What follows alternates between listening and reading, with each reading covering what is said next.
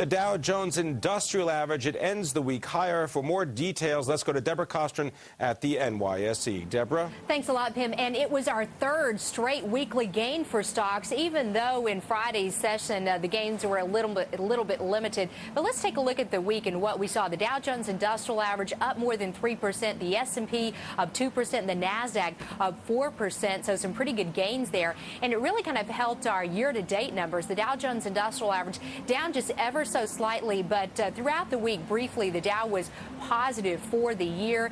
So if this market can keep moving, we could probably see some green arrows there. The S&P up 4% year-to-date, the NASDAQ up 17% year-to-date. And one of the things that we are starting to see, just kind of signs of life for the economy, some good economic reports, then some not-so-good reports. So many traders say that we are just really in kind of the early stages of a recovery, but still very fragile.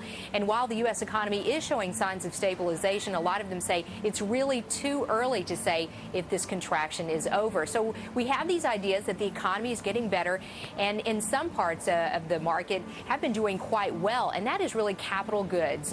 Remember, this week we heard that United Airlines saying they're going to buy 150 airplanes from either Boeing or Airbus. So we seem to be seeing these signs of expansion and some buying, and because of some order cancellation, it looks like United could be getting a pretty good deal on those airplanes. But Boeing doing quite well in Friday's session, and many of the other capital goods stocks doing quite well as we're talking about the economy possibly getting a little bit better here. Retail also doing well on ideas that the economy may be getting better. We also had May same-store sales this week.